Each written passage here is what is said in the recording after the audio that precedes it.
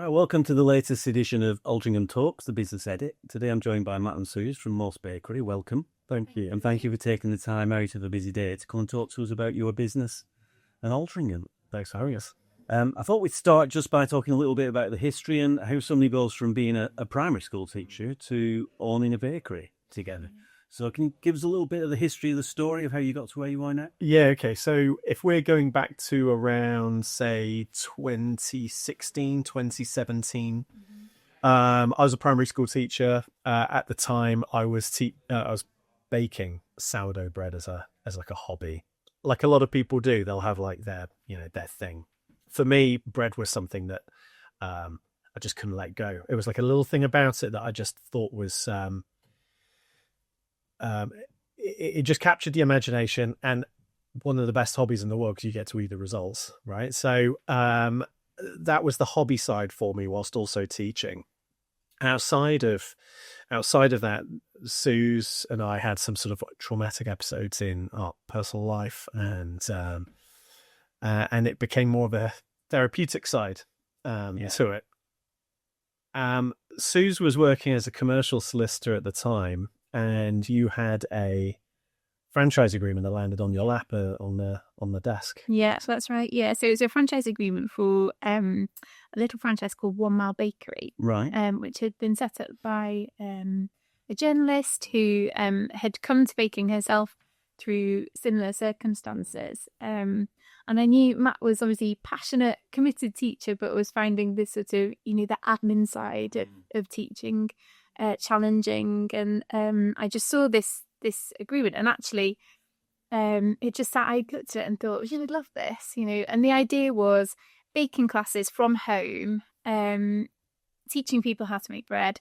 but also you bake yourself from home and then you deliver within 1 mile of your home by bike. So the idea was sustainable.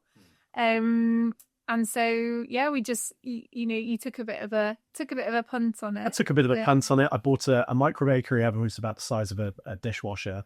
And in terms of sort of startup costs, it was relatively small in sort of business terms. And I thought, well, let's give it 6 months to see how it goes. Yeah. It ticked all the boxes for me because I was baking bread. I mean, at home, I was baking so much bread I was having to give it to neighbors and friends anyway, because it was more than we could get through. So this was like a reason for me to actually get rid of it. Yeah.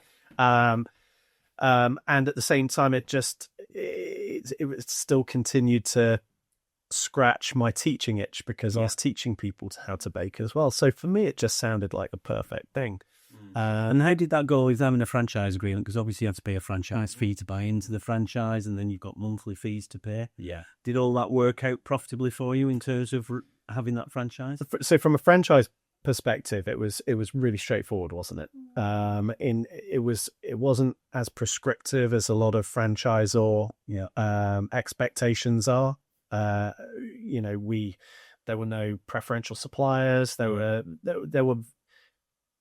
clear guidelines on what classes to teach and how often you should be baking and so on, but really nothing that would have me over a barrel, really. It allowed me to maintain some creativity, some freedom, and really see it as my own business within or underneath a franchise umbrella, which and for main cooks, well, of course, your legal team could advise you on because of that. Absolutely. So and at that point, I was still working as a solicitor. So how do we go from having a little work-at-home franchise to having a bakery in Altrincham?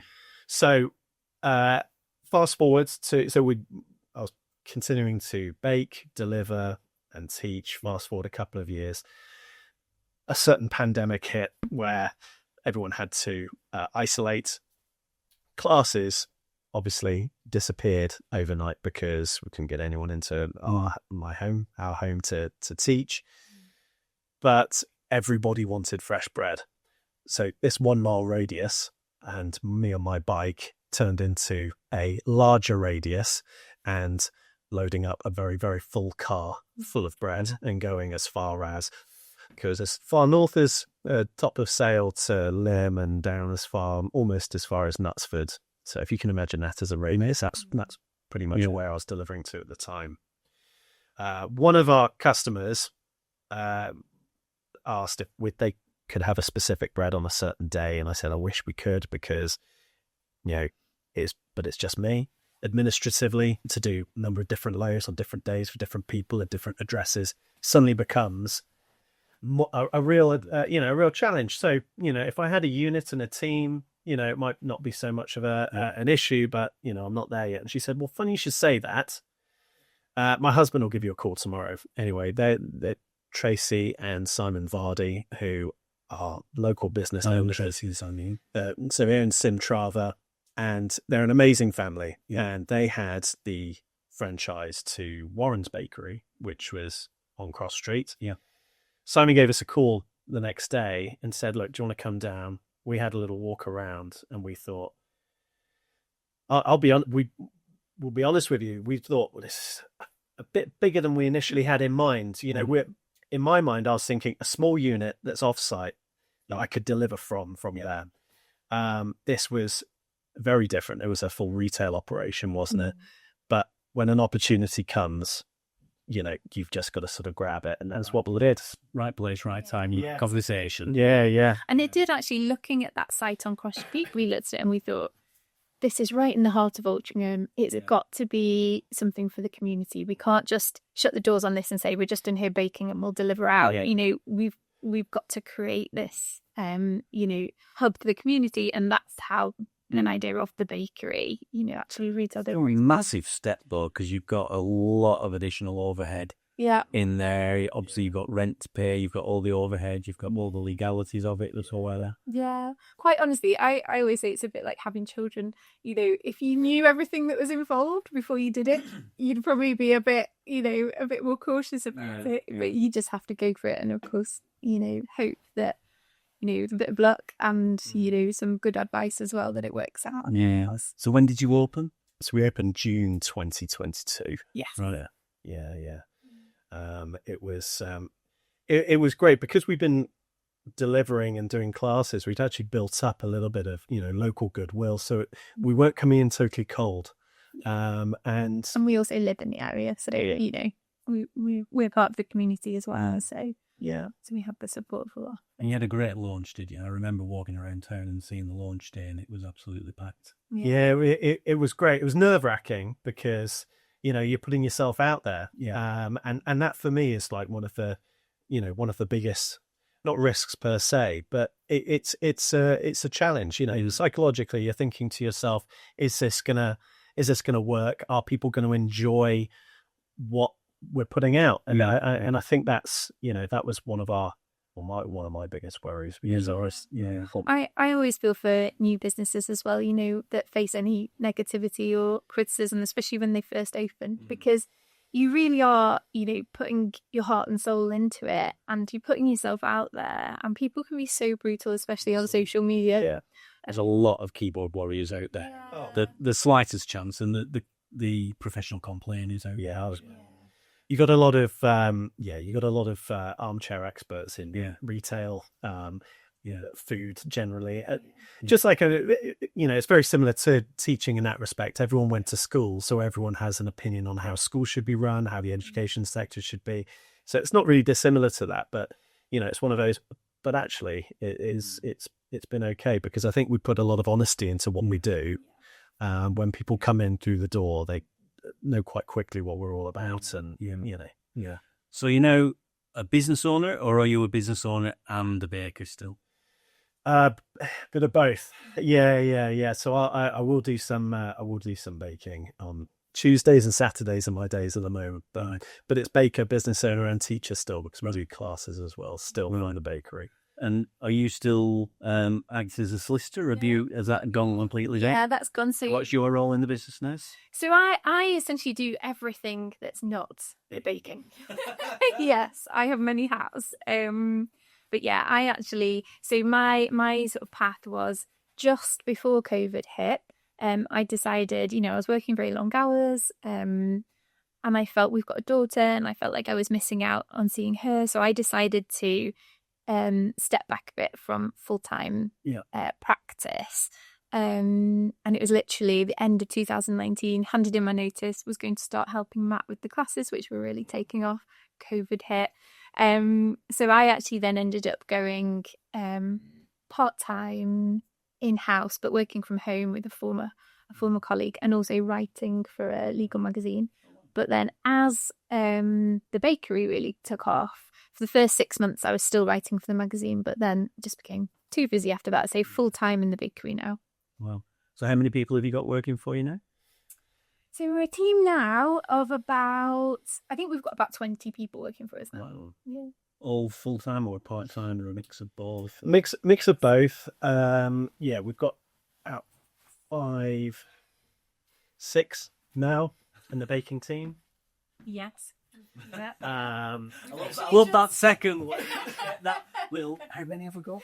Well, we've literally just made 2 job offers, haven't we? Yeah. So and they accepted in the last within the last 48 hours. So So I think we're 6 now. Yeah, we're at 6 now, and then the rest are front of house, most of whom are part time. We have 3 full-time members of front of house, manager, assistant manager, and barista, and then we have part-time baristas and then weekend team as well when we get super busy. So yeah. Good. And tell us a little bit about what you offer then, because obviously a bakery is a bakery, but a lot of bakeries do different things. Yeah, they do, and and that was again one of the challenges when we were starting. Is like, what is analyzing the market, looking at what people want and need.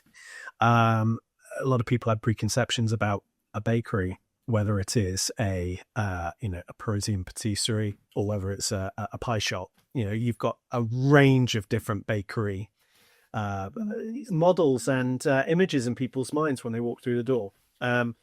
We probably, for our sins, we're a glutton for personal punishment. We've got a bit of everything. So we've got a full range of breads, all of which are real bread. So we're members of the Real Bread campaign. So that means we use no additives, nothing artificial in any of our breads. So it's just flour, water, and salt, or yeast as well if it's a yeasted loaf. We've got a range of viennoiseries items, so that's laminated pastry items like croissants, pain au chocolat, pain au raisin, cruffins, as well as a full patisserie counter. Treats, brownies, blondies, and then we do sandwiches, which are really popular. Bagels are massive, so we make real bagels, boiled bagels, and they're all made by and every day. And then barista made coffee as well from Kickback Coffee. Anybody who's listening to this now is going to be drooling at the side of the mouth, because I know I am. I'm hungry to come in and see you.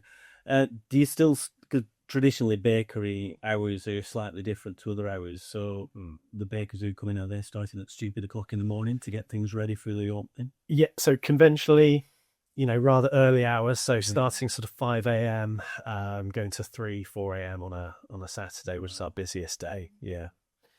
So some pretty long hours. Yeah. But early start, early finish. Well, that's the key point. I said long hours, but it's early starts, early finishes. We do. we do the long.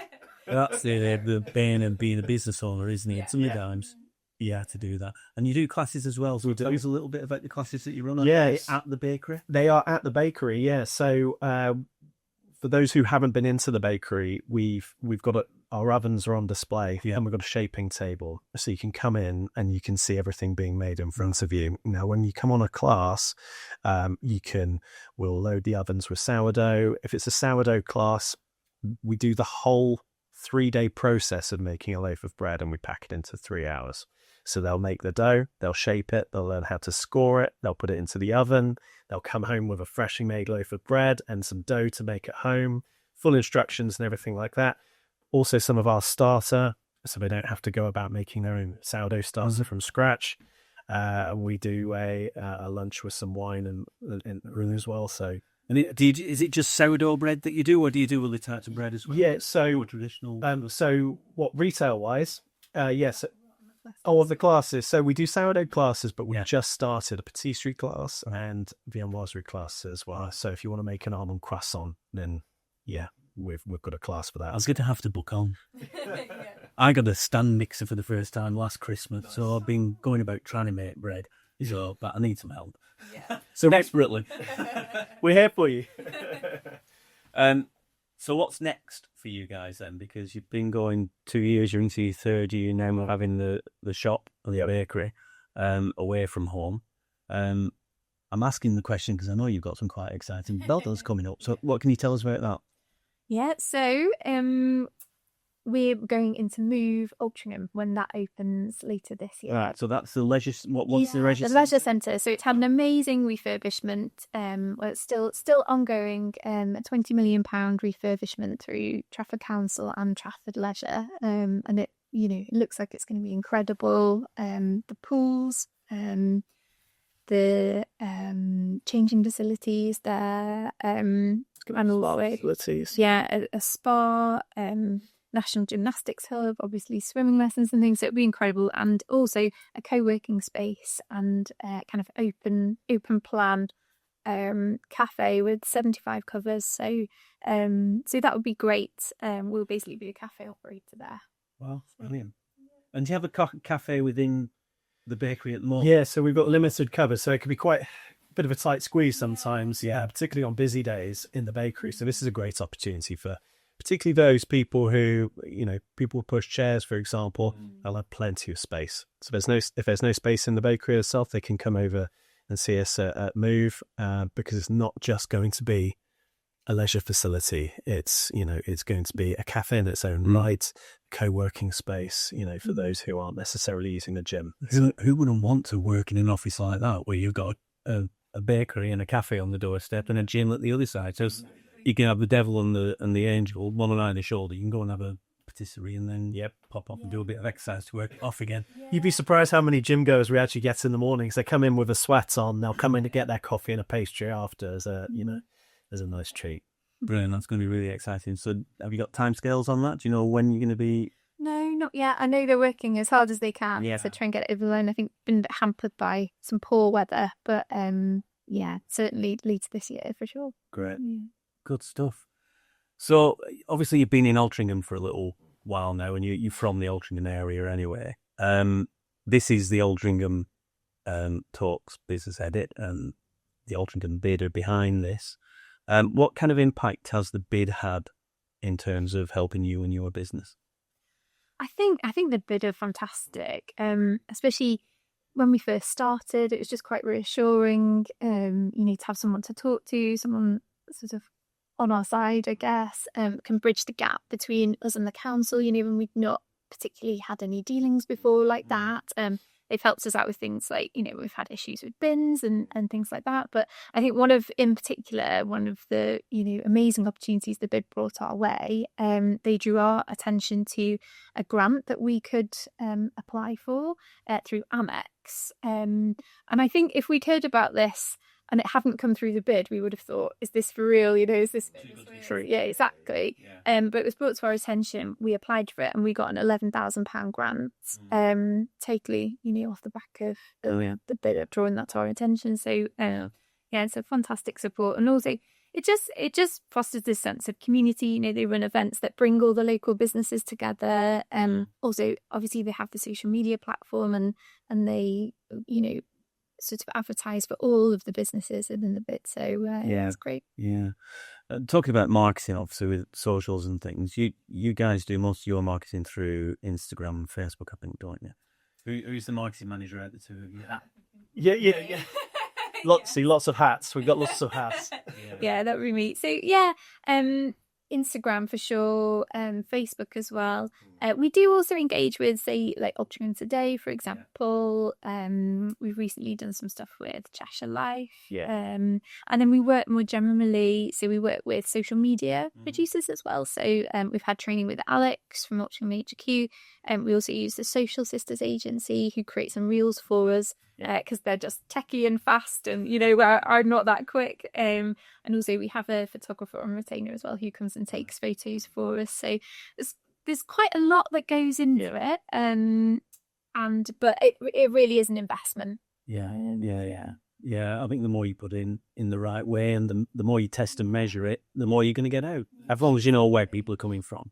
And it's something that we're constantly telling our clients, the amount of time and money that they invest in marketing to get new leads Absolutely can be phenomenal. And most of the time they don't know what works and what doesn't. They're not measuring it if they had to get. So you can ask simple questions like, where did you first hear about us, or how did you come across? Yeah. As if you know they're coming in for the first time.